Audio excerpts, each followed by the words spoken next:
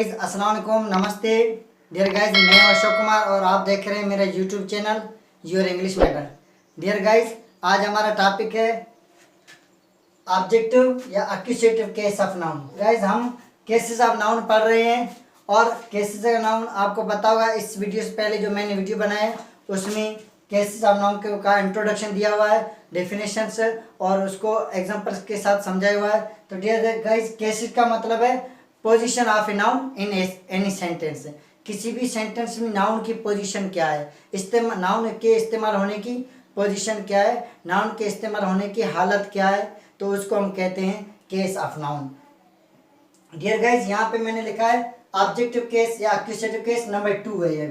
ये case number 2 है। तो गाइज केस नंबर 1 जो हमने इस वीडियो से पहले वीडियो बनाया हुआ है उसमें सब्जेक्टिव केस या नॉमिनेटिव केस हमने डिटेल में एग्जांपल्स के साथ डिस्कस किया हुआ है। डियर गाइज, वो वीडियो इस वीडियो से पहले ज़रूर देख लेना, क्योंकि हमारा नंबर 1 जो काइंड है केस का वो आपका क्लियर हो जाए। तो डियर गाइज, चलो शुरू करते हैं आज का टॉपिक। आज का हमारा टॉपिक है ऑब्जेक्टिव या accusative case of noun. Dear guys, objective से आपको पता चलेगा, ऑब्जेक्टिव का मतलब है ऑब्जेक्ट से रिलेटेड। मतलब जब हम नाउन को एज ए ऑब्जेक्ट किसी सेंटेंस में इस्तेमाल करेंगे तो हम उसको कहेंगे ऑब्जेक्टिव केस या एक्यूजेटिव केस। तो गाइस देखते हैं डेफिनेशन। व्हेन नाउन और pronoun is used as the object of a verb, the case is called objective और accusative case. When noun is used as the object of any verb, जब हम noun को किसी भी sentence में जो verb होगा उस वर्ब के ऑब्जेक्ट के तौर पे हम इस्तेमाल करेंगे, तो उस इस्तेमाल होने नाउन की उस इस्तेमाल होने वाली हालत या नाउन की उस इस्तेमाल होने वाली पोजीशन के को हम कहेंगे ऑब्जेक्टिव केस या एक्यूजेटिव केस कहेंगे। तो गाइस देखते हैं हमारा example. Jameel threw a stone, Jameel ने एक पत्थर फेंका। तो ए स्टोन जो हमारा नाउन है ये एज ए ऑब्जेक्ट इस्तेमाल हो रहा है, और ये जो हमारा ए स्टोन जो है ये ऑब्जेक्टिव केस ऑफ नाउन है। तो डियर गाइस, एक तो ये हो गया जब हम किसी सेंटेंस में नाउन को हम एज ए ऑब्जेक्ट यूज करें तो हम उसको कहेंगे ऑब्जेक्टिव केस है। और अगर किसी सेंटेंस में हमारा जो नाउन है वो किसी प्रीपोजिशन के बाद इस्तेमाल हो तो उसको भी हम कहेंगे ऑब्जेक्टिव केस ऑफ नाउन या एक्यूजेटिव केस ऑफ नाउन। देखिए यहाँ पे लिखा हुआ, a noun which comes after a preposition in a sentence is also called to be an accusative और ऑब्जेक्टिव केस। मतलब वो नाउन जो किसी सेंटेंस में एक प्रीपोजिशन के बाद इस्तेमाल होगा तो हम उस नाउन को भी ऑब्जेक्टिव या एक्यूजेटिव केस कहेंगे। यहाँ पे एग्जाम्पल लिखा है, the book is on the table. The book is on the table, जो किताब है वो टेबल पर है, तो किताब टेबल पर है। तो यहाँ पे ऑन जो हमारा प्रीपोजिशन है, प्रीपोजिशन के बाद इस्तेमाल होने वाला जो नाउन है हमारा द टेबल, ये जो है एज ए ऑब्जेक्ट है, इसको हम कहेंगे ऑब्जेक्ट, और ये हमारा ऑब्जेक्टिव केस ऑफ नाउन है। तो डियर गाइस, आप इस पूरे टॉपिक में जब ऑब्जेक्टिव केस ऑफ नाउन हम पढ़ते हैं तो इसमें हमारा एक वर्ड हमारे सामने आता है, वो है ऑब्जेक्ट। तो डियर गाइस, हमें पता होना चाहिए कि ऑब्जेक्ट हम किसको कहते हैं। जिस तरह हमने सब्जेक्टिव केस ऑफ नाउन हम पढ़ा था तो उसमें हमने देखा था कि सब्जेक्ट क्या चीज़ है, उसको हमने डिटेल में पढ़ा था। तो इस तरह हम ऑब्जेक्ट को भी हम देखेंगे ऑब्जेक्ट क्या चीज़ है। जब हमें ऑब्जेक्ट का पता चलेगा तब जाके हमें ऑब्जेक्टिव केस हमें समझ आएगा। तो डियर गाइस, ऑब्जेक्ट हम किसको कहते हैं? ऑब्जेक्ट की अगर सिंपल मीनिंग देखें तो ऑब्जेक्ट हम किसी चीज़ को या किसी शे को कहते हैं। तो यहाँ पे मैंने लिखा है object, an object of A sentence is the receiver of the action. जो ऑब्जेक्ट किसी सेंटेंस का जो ऑब्जेक्ट होगा वो होगा रिसीवर ऑफ द एक्शन, उस एक्शन को रिसीव करेगा। एक्शन का मतलब है वो जो सेंटेंस में कोई एक्शन होगा, मतलब कोई वर्ब होगा, कोई काम होगा, तो उस काम को रिसीव करेगा, उस काम का उस पर असर होगा, तो उस चीज़ को हम कहेंगे ऑब्जेक्ट। वो चीज़ कोई थिंग हो सकती है या कोई पर्सन हो सकता है। ऑब्जेक्ट हमारा कोई चीज़ हो सकती है या कोई पर्सन हो सकता है। तो dear guys, that person or thing affected by performing an action by the subject. यहाँ पे लिखा है that person or thing affected by performing an action by the subject. जब कोई सब्जेक्ट किसी सेंटेंस में, जिस तरह हम टेंसेस के सेंटेंस पढ़ते हैं, वो जो सब्जेक्ट होगा उससे जो एक्शन होगा, उस एक्शन से जो पर्सन या जो थिंग, कोई भी शख्स या कोई भी चीज़ मुतासर होगी, उसको हम ऑब्जेक्ट कहेंगे। लेकिन जब किस सेंटेंस में या कोई सब्जेक्ट होगा, सब्जेक्ट कोई काम कर रहा होगा, तो वो उस काम का जो है असर किस पे होगा, ऑब्जेक्ट पे होगा। जिस चीज़ जो उस एक्शन को रिसीव करेगा और जो चीज़ या कोई शख्स उस एक्शन से मुतासर होगा, उसको हम कहेंगे ऑब्जेक्ट। तो ये अब यहाँ पे मैंने कुछ एग्जांपल्स लिखी हैं, ये जो डेफिनेशन आपकी एग्जांपल से बिल्कुल क्लियर हो जाएगी। अब देखते हैं, मैंने लिखा है पहला, Moin writes a letter. Moin खत लिखता है, मोइन खत लिख रहा है। यहाँ पे मोइन लिखने का काम कर रहा है। कौन लिख रहा है? मोइन लिख रहा है। तो यहाँ पे मोइन हमारा हो गया सब्जेक्ट, और राइट्स क्या है? हमारा एक्शन, एक्शन है, हम इसको वर्ब कहते हैं। ए लेटर, ये जो लिखने का काम किस पे हो रहा है? लेटर पे हो रहा है। क्या लिखा जा रहा है? मोइन क्या लिखता है? लेटर लिखता है, खत लिखता है। तो जो लिखने का जो काम है, या हम राइट जो हमारा एक्शन है, वर्ब है, ये किसको मुतासर कर रहा है? ए लेटर को मुतासर कर रहा है।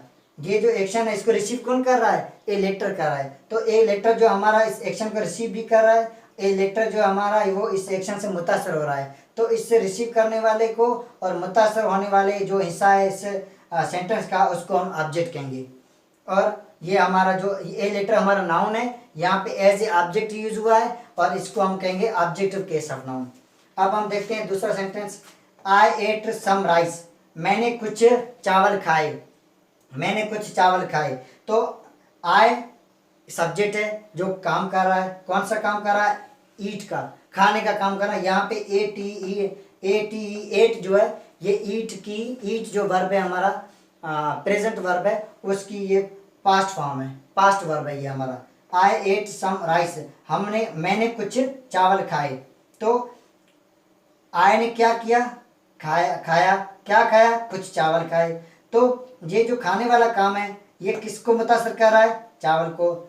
चावल खाने से हमारे चावल तो खत्म हो गए ना, हमने खा लिए, तो चावल पे उस खाने के अमल का असर हुआ, तो इसको हम कहेंगे ऑब्जेक्ट। हमारा ये हमारा ऑब्जेक्ट है। तो ये पे हमारा जो राइस है, ये नाउन है, यहाँ पे ऑब्जेक्ट की तौर पे इस्तेमाल हो रहा है, तो इसको हम कहेंगे ऑब्जेक्टिव केस ऑफ नाउन। अब हम आगे देखते हैं, we have finished our homework. हमने अपना घर का काम खत्म कर लिया है।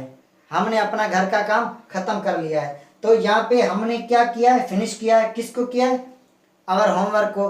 तो हमारा जो फिनिश करने का जो काम है, वो किसको मुतासर कर रहा है? आवर होमवर्क को मुतासर कर रहा है। ये जो हमारा काम है, इसको रिसीव कौन कर रहा है? किस पे असर हो रहा है? आवर होमवर्क पे असर हो रहा है। तो आवर होमवर्क का जो इस सेंटेंस का वो हिस्सा है जो एज ए ऑब्जेक्ट है, इस्तेमाल हुआ है, और वो हमारा नाउन है, तो हम इसको कहेंगे ऑब्जेक्टिव केस ऑफ नाउन। अब देखते हैं, Naresh broke the window. Naresh ने खिड़की को तोड़ा। नरेश ने खिड़की को तोड़ा। तो नरेश ने क्या किया? तोड़ने का काम किया। तोड़ने का जो काम है, उसका असर किस पे हुआ? कौन टूटा? खिड़की टूटी, तो खिड़की पे असर हुआ ना उसका। तो ये जो एक्शन हमारा, ये किसको मुतासर कर रहा है? विंडो को। तो होने वाली एक्शन से मुतासर होने वाली जो चीज़ होगी, उसको हम ऑब्जेक्ट कहेंगे। तो ये हमारा होगा यहाँ पे नाउन जो हमारा, ये ऑब्जेक्टिव केस ऑफ नाउन होगा। अब हम आगे देखते हैं, यू लेट हिम गो। आपने उसे जाने दिया। आपने किसको जाने दिया? उसे जाने दिया ना, वो कोई मेल होगा, तो उसे जाने दिया। तो जाने देने का जो अमल है, वो किसको मुतासर कर रहा है? उससे मुतासर कर रहा है। हिम को मुतासर कर रहा है। तो हिम हमारा यहाँ पे ऑब्जेक्ट है। अगर और आखिर में हमारा है छठा number sentence, Sameer gave Avinash a ball. Sameer gave Avinash a ball. Sameer ने अविनाश को एक बाल दी, एक गेंद दी। समीर ने अविनाश को एक गेंद दी। तो यहाँ पे देखें, यहाँ पे मैंने ये जो 5 सेंटेंस थे, इससे इनमें एक ही हमारा ऑब्जेक्ट था। ये जो छठा सेंटेंस है, इसमें मैंने 2 ऑब्जेक्ट लिखे हैं। एक ऑब्जेक्ट यहाँ पे हमारा अविनाश है, दूसरा ऑब्जेक्ट इकबाल। जो समीर जो देने का काम कर रहा है, देने का एक्शन कर रहा है, वो किसको मुतासर कर रहा है? अविनाश को भी मुतासर कर रहा है। देने का काम को रिसीव कौन कर रहा है? अविनाश भी रिसीव कर रहा है। तो अविनाश भी हमारा यहाँ पे ऑब्जेक्ट है। और एक बाल, वो जो देने का जो अमल है, वो बाल को भी असर कर रहा है। बाल दिया जा रहा है, तो बाल भी हमारा ऑब्जेक्ट है। तो यहाँ पे हमारे 2 ऑब्जेक्ट हैं। तो इनमें एक ऑब्जेक्ट के 2 टाइप होते हैं, 2 काइंड्स होते हैं। एक होता है डायरेक्ट ऑब्जेक्ट, दूसरा होता है इनडायरेक्ट ऑब्जेक्ट। तो यहाँ पे हमारा जो दिया जाने वाला कौन सी चीज़ है, वो है बाल। तो बाल हमारा होगा डायरेक्ट ऑब्जेक्ट। और किसको दिया जा रहा है, अविनाश को, तो अविनाश हमारा बनेगा इनडायरेक्ट ऑब्जेक्ट। तो यहाँ पे ये अविनाश और ये बाल, ये दोनों नाउन है, ऑब्जेक्ट में एज ए ऑब्जेक्ट इस्तेमाल हो रहे हैं, तो इनको हम कहेंगे ऑब्जेक्टिव केस ऑफ नाउन। अब हम इससे आगे आपको ये पढ़ाएंगे कि डायरेक्ट ऑब्जेक्ट क्या है और इनडायरेक्ट ऑब्जेक्ट क्या है। पहले मैं इनको रब करूंगा, रब करके फिर वो डायरेक्ट ऑब्जेक्ट और इनडायरेक्ट ऑब्जेक्ट आपको समझाते हैं, उनमें डिफरेंस क्या है वो समझाते हैं। जब नाउन एज ए ऑब्जेक्ट इस्तेमाल होता है सेंटेंस में, तो ऑब्जेक्ट के दो काइंड्स बनते हैं, एक होता है डायरेक्ट ऑब्जेक्ट, दूसरा होता है इनडायरेक्ट ऑब्जेक्ट। तो अब हम पढ़ते हैं कि डायरेक्ट ऑब्जेक्ट क्या है या इनडायरेक्ट ऑब्जेक्ट क्या है। ऑब्जेक्ट हम उसको कहेंगे जब कोई सब्जेक्ट कोई एक्शन परफॉर्म करेगा और उस एक्शन का उस ऑब्जेक्ट पे असर, उस चीज़ पे, कोई चीज़ हो या शख्स हो, उस पे उसका असर होगा, वो अफेक्टेड होगा उस एक्शन से, या उस एक्शन को रिसीव करेगा वो, तो हम उसको कहेंगे ऑब्जेक्ट। तो देखें अब ऑब्जेक्ट के दो काइंड्स हैं, direct object, indirect object. A direct object is whom और what the action is being directly done to. Direct object is whom और व्हाट। पहले मैं होम और व्हाट बता दूं। होम हम शख्स के लिए इस्तेमाल करते हैं, व्हाट हम किसी बेजान चीज़ के लिए इस्तेमाल करते हैं। इट इज होम और what the action is being directly done to. Direct object वो है जिस पे सीधा एक्शन किया जा रहा हो, जिस पे सीधा, मैंने यहाँ उर्दू में लिख दिया, जिस पे सीधा काम किया जा रहा हो, उसको हम कहेंगे डायरेक्ट ऑब्जेक्ट। मतलब डायरेक्ट ऑब्जेक्ट कोई ऐसा शख्स है या कोई ऐसी चीज़ है जिस पे सीधा एक्शन किया जा रहा हो। तो आप देखते हैं, कुछ एग्जांपल से लेते हैं, एग्जांपल से वो आपको क्लियर हो जाएगा। आई ब्रोक दिस मिरर, मैंने ये शीशा या आईना, मैंने ये आईना तोड़ा, मैंने ये आईना तोड़ा। तो आई ने क्या किया, ब्रोक का काम किया, ये वर्ब हमारा एक्शन है कि क्या तोड़ा, मिरर को तोड़ा, इस मिरर को। तो दिस मिरर हमारा क्या है, ये हमारा ऑब्जेक्ट है, दिस मिरर हमारा ऑब्जेक्ट है, क्योंकि इस ब्रोक से ये मिरर जो है मुतासर हुआ है और इस एक्शन को इस मिरर ने रिसीव किया है, तो इसलिए हम दिस मिरर को हम कहेंगे ऑब्जेक्ट, एज ए ऑब्जेक्ट। यहाँ पे दिस मिरर, ये मिरर जो हमारा आईना है, आईना हमारा नाउन है और ये ऑब्जेक्ट के तौर पे इस्तेमाल हो रहा है, ये हमारा ऑब्जेक्टिव केस है। और ये हमारा डायरेक्ट ऑब्जेक्ट है। डायरेक्ट ऑब्जेक्ट क्यों है, क्योंकि ये जो हमारा जो एक्शन है, इसका डायरेक्टली जो है असर किस पे पड़ रहा है, इस ऑब्जेक्ट पे पड़ रहा है।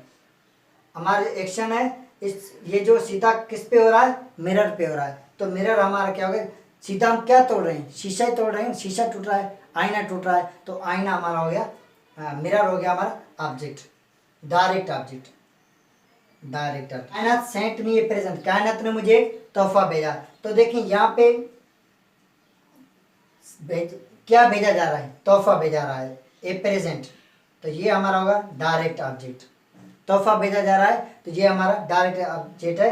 किसको भेजा जा रहा है ये बात अलग है, मतलब मुझे भेजा जा रहा है तो ये हमारा होगा इनडायरेक्ट ऑब्जेक्ट, क्योंकि डायरेक्ट ऑब्जेक्ट उसको हम कहते हैं जिस पे सीधा काम हो। ये सेंट जो भेजने का काम है, ये तोहफे पे हो रहा है, तो ये हमारा होगा डायरेक्ट ऑब्जेक्ट, ए प्रेजेंट। समीर गेव हर ए बाल, समीर ने उसे एक बाल दिया। अब ये देने का जो काम है, एक्शन है, ये डायरेक्टली किस पे हो रहा है, क्या दिया जा रहा है, बाल दिया जा रहा है, तो डायरेक्टली हमारा जो है इसका गेव का जो असर है ये बाल पे हो रहा है, तो बाल हमारा होगा डायरेक्ट ऑब्जेक्ट, बाल हमारा डायरेक्ट ऑब्जेक्ट, क्योंकि ये जो गेव है, देने का जो काम है, ये बाल पे हो रहा है। और किसको दिया जा रहा है ये बात होती है अलग, मतलब जिसको दिया जा रहा है वो हमारा होगा इनडायरेक्ट ऑब्जेक्ट, जो कि मैं अभी आगे हम पढ़ते हैं। यू बाट अविनाश ए कार, आपने अविनाश के लिए कार खरीदी। यू बाट अविनाश ए कार, आपने अविनाश के लिए एक कार खरीदी। तो यहाँ पे क्या खरीदा है हमने, बाट जो हमारा एक्शन है, जो वर्ब है, इसका सीधा किस पे असर हो रहा है, कार पे असर हो रहा है, कार हम खरीद रहे हैं, तो कार हमारा क्या है, एक कार हमारा डायरेक्ट ऑब्जेक्ट है। द स्टूडेंट्स प्ले क्रिकेट, शागिर्द क्रिकेट खेलते हैं, तो स्टूडेंट्स जो प्ले करने का जो काम है, खेलने का काम है, ये डायरेक्ट किस पे हो रहा है, क्या खेला जा रहा है, क्रिकेट खेली जा रही है, तो क्रिकेट हमारा डायरेक्ट ऑब्जेक्ट।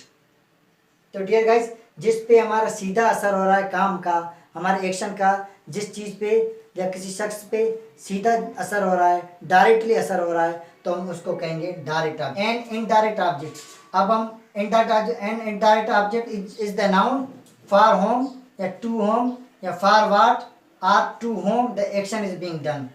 माने इनडायरेक्ट ऑब्जेक्ट वो ऑब्जेक्ट है फॉर होम जिसके लिए, या टू होम या जिसको, ये लिविंग थिंग्स हम शख्स के लिए इस्तेमाल करते हैं। फॉर वाट या जिसके लिए, टू वाट या जिसको the action is being done, जिसको वो एक्शन किया जा रहा है, जिस पे वो एक्शन किया जा रहा है, जिस पे देखिए किसके लिए और किसको, किसके लिए और किसको, मतलब ये फॉर होम टू होम ये शख्स के लिए इस्तेमाल हो रहे हैं, फॉर वाट टू वाट ये हमारे नॉन लिविंग्स के लिए इस्तेमाल हो रहे हैं।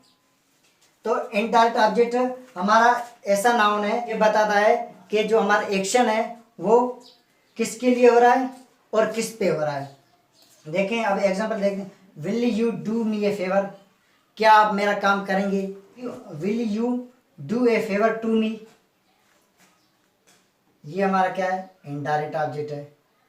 देखिए यहाँ पे लिखा है इनडायरेक्ट ऑब्जेक्ट वो है फॉर होम जिसके लिए, या टू होम या किसको या जिसको। अब देखते हैं यहाँ पे फेवर किसको, मी मुझे हो रहा है, मेरे लिए ये काम हो रहा है, तो यहाँ टू मी आ गया, ये हमारा इनडायरेक्ट ऑब्जेक्ट है। अब देखते हैं fetch the boy a book, fetch the boy a book मतलब लड़के के लिए किताब जाकर लेके आओ, लड़के के लिए एक किताब जाकर लेके आओ। फेच कहते हैं जाकर कोई चीज़ हम लाने के लिए फेच का वर्ड इस्तेमाल करते हैं। Fetch the boy a book मान लड़के के लिए एक किताब जाकर लेके आओ। और इस सेंटेंस को हम देखते हैं यहाँ पे फेच द बॉय जाकर क्या ले आना है, किताब ले आना है, तो ए बुक हमारा डायरेक्ट ऑब्जेक्ट है। और बॉय जो लड़का है किसके लिए ले आ, फॉर होम किसके लिए ले आना है, लड़के के लिए लेके आना है, तो ये बॉय जो हमारा है, बॉय हमारा ये इनडायरेक्ट ऑब्जेक्ट है। अब इस सेंटेंस को हम दूसरे वे में कहते हैं fetch a book for the boy, fetch a book for the boy मतलब किताब लड़के के लिए जाकर ले आओ। तो देखते हैं अब फॉर द बॉय किसके लिए, लड़के के लिए, तो ये हमारा बॉय क्या है, ये हमारा यहाँ पे इनडायरेक्ट ऑब्जेक्ट है, बुक हमारा डायरेक्ट ऑब्जेक्ट है। She made Sameer a new dress, she made Sameer a new dress उसने समीर के लिए एक नई ड्रेस बनाई, she made Sameer a new dress उसने समीर के लिए एक नई ड्रेस बनाई। तो यहाँ पे क्या बनाया, एक नई ड्रेस बनाई है, तो वो तो हमारा डायरेक्ट ऑब्जेक्ट है। किसके लिए बनाई, फॉर होम किसके लिए बनाई, समीर के लिए, तो समीर हमारा है इनडायरेक्ट ऑब्जेक्ट, इनडायरेक्ट ऑब्जेक्ट। अब इस सेंटेंस को हम दूसरे वे में कह सकते हैं she made a new dress for Sameer, she made a new dress for Sameer, Sameer किसके लिए, समीर के लिए, तो ये हमारा इनडायरेक्ट ऑब्जेक्ट हो गया। अब देखें वासुदेव गेव तुषार ए पेन, वासुदेव गेव तुषार ए पेन वासुदेव ने तुषार को एक पेन दी, एक कलम दी, एक कलम दिया, वासुदेव गेव तुषार ए पेन। तो यहाँ पे वासुदेव ने क्या किया, गेव का काम किया, क्या चीज़ दी, पेन दी, तो पेन तो हमारा डायरेक्ट ऑब्जेक्ट है। इनडायरेक्ट ऑब्जेक्ट यहाँ पे मैं किसको दी, टू होम, टू होम किसको दी, तुषार को दी, तुषार हमारा बना जाएगा इनडायरेक्ट ऑब्जेक्ट। तो देखते हैं Vasudev gave a pen to Tushar, तो तुषार हमारा जो है ये इनडायरेक्ट ऑब्जेक्ट है, पेन हमारा डायरेक्ट। यहाँ पे होम वाट के जो वर्ड्स इस्तेमाल हो रहे हैं, होम का वर्ड जो हम इस्तेमाल करते हैं किसी शख्स के लिए, वाट का जो लफ्ज़ हम इस्तेमाल करते हैं किसी बेजान चीज़ के लिए। तो होम मतलब जो कोई, वाट मतलब जो या जो कोई, होम होगा जो कोई शख्स, वाट होगा जो कोई चीज़। तो ये वर्ड्स दो आपको क्लियर हो गए होंगे। तो डियर गाइस डायरेक्ट ऑब्जेक्ट वो है जिस पे एक्शन का डायरेक्टली या सीधा असर हो, उसको हम कहेंगे डायरेक्ट ऑब्जेक्ट। और इनडायरेक्ट ऑब्जेक्ट वो है जिस पे एक्शन का सीधा असर ना हो बल्कि इनडायरेक्टली हो। मतलब हम सेंटेंस में ये कोशिश करेंगे देखने की कि वो एक्शन फॉर होम किस शख्स के लिए हो रहा है, टू होम किस शख्स के हो रहा है वो। अगर हम उस सेंटेंस में देखें फॉर व्हाट किस चीज़ के लिए, टू व्हाट किस चीज़ को वो एक्शन असर कर रहा है, तो हो जाएगा इनडायरेक्ट ऑब्जेक्ट। तो डियर गाइज, ये जो नाउन का ऑब्जेक्टिव केस या एक्यूजेटिव केस ऑफ नाउन हमने पढ़ा, इसमें नाउन एज ए ऑब्जेक्ट इस्तेमाल होता है। ऑब्जेक्ट के दो काइंड्स है, डायरेक्ट और इनडायरेक्ट ऑब्जेक्ट। डियर गाइज, जब इनडायरेक्ट ऑब्जेक्ट हम इस्तेमाल करते हैं तो आपने यहाँ पे डिफरेंस एक बात नोट की होगी। जब देखें यहाँ पे मैंने वर्ब के बाद लिखा है इनडायरेक्ट ऑब्जेक्ट। अगर इनडायरेक्ट ऑब्जेक्ट को हम एंड में लिखेंगे और डायरेक्ट ऑब्जेक्ट को पहले लिखेंगे तो इनडायरेक्ट ऑब्जेक्ट के पहले हमें या तो टू लगाना पड़ेगा, टू होम, फॉर होम जिस तरह है, फॉर वाट या टू वाट है इस तरह, टू फिर इनडायरेक्ट ऑब्जेक्ट आएगा या फॉर उसके बाद इनडायरेक्ट ऑब्जेक्ट आएगा। देखा, will you do me a favour, इसमें पहले हमने इनडायरेक्ट ऑब्जेक्ट लिखा है फिर डायरेक्ट ऑब्जेक्ट लिखा है, तो इसमें कोई प्रीपोजिशन इस्तेमाल नहीं हुआ है। जब हम इसको इस दूसरा जो वे है, will you do a favour to me, ये वाला जो वे है लिखने का, इसमें अगर जब हम लिखते हैं तो हम जब इनडायरेक्ट को एंड में ले जाते हैं सेंटेंस से के, और जो डायरेक्ट ऑब्जेक्ट है उसको हम वर्ब के बाद लिखते, डायरेक्ट ऑब्जेक्ट के बाद लिखते हैं, तो उसमें या टू लगाएंगे या हम फॉर लगाएंगे। तो डियर गाइज, ये था हमारा आज का objective case of noun. Dear guys, अगर आपको हमारा वीडियो अच्छा लगे तो लाइक करें और ज़्यादा से ज़्यादा शेयर करें, क्योंकि ज़्यादा से ज़्यादा स्टूडेंट्स और जो लर्नर्स हैं वो इस वीडियो को देख सकें। गाइज, अगर आप हमारे चैनल पर नए हैं तो चैनल को सब्सक्राइब करें और साथ में बेल आइकन को प्रेस करें, ताकि मेरा हर आने वाला वीडियो आपको नोटिफिकेशन में मिलता रहे। Thank you.